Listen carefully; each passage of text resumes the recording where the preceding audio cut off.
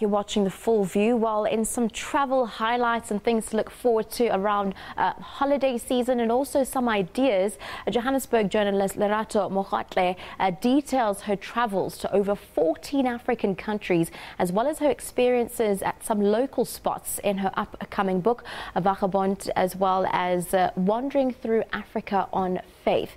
A very good evening to you, Lerato. We thank you very much for joining us this evening. Essentially, where did your love of traveling start? I think from when I was between 8 or 9, we had a lesson in which I was introduced to ancient Egypt. And I remember being so fascinated by the idea of the world being much bigger than what's around my corner, being much older than what I can conceive. And in that moment, I just looked at a poster of the Sphinx and told myself that I definitely want to travel and that I'd do it. And over time, at various points in my life, that seed kept on being watered. I got introduced to African literature when I was 13, and that sparked interest in reading, and particularly African literature. And then somewhere between being in my teens and in my early 20s, I really was obsessed with African music, African food, African everything, languages. So that for me, as someone who's always wanted to travel, it was very clear that I was simply going to start traveling around the continent and experience it for myself, like I promised myself I would when I was 8 years old.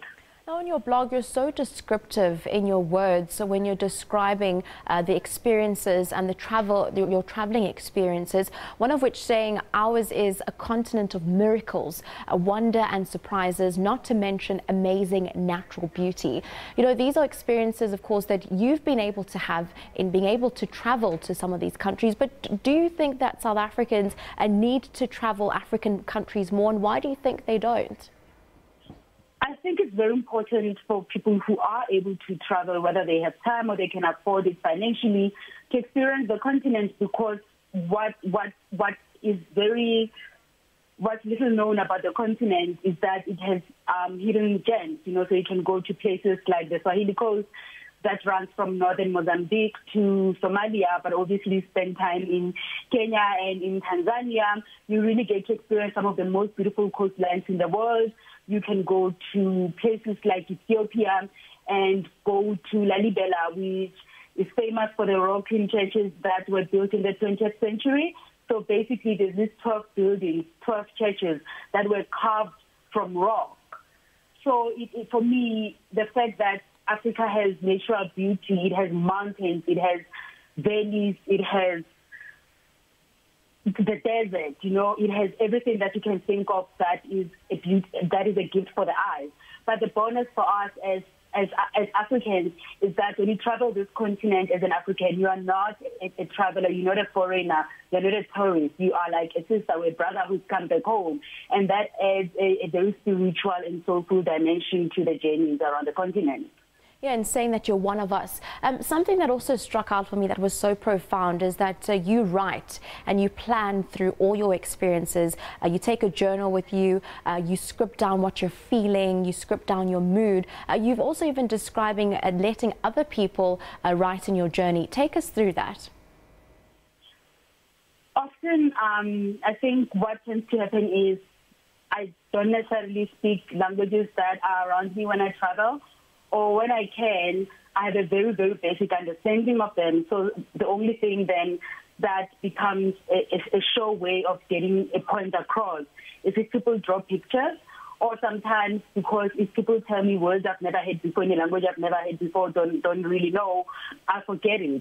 But if they write it down, even if I don't understand it in that moment, I have something that I can refer to later that will help me understand what they were saying and what they were trying to tell me. More often than not, it is prayers or people encouraging me to keep going, and sometimes it's just a map. And the maps are funny because I'm pretty useless with directions, and I can only find my way if you give me landmarks.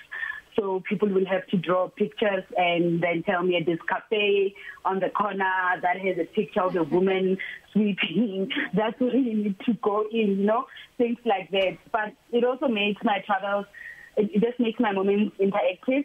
So I get to really enjoy being around people and give them a piece of myself as well, because we don't know each other and our moments are fleeting.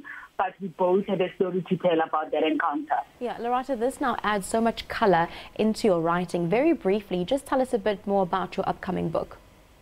My book is called Vagabond, Wandering Through Africa on Faith.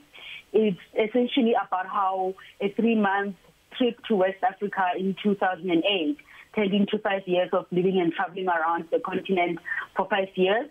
And it's set in 21 countries. Although I've been to more countries in Africa, Vagabond focuses on my experiences in these 21 countries and how the experiences, the people, the moments, the sights, and the discoveries that helped me fall so in love with Africa that I've essentially been traveling the continent full-time since 2008. And I haven't stopped. I just don't live on the road anymore.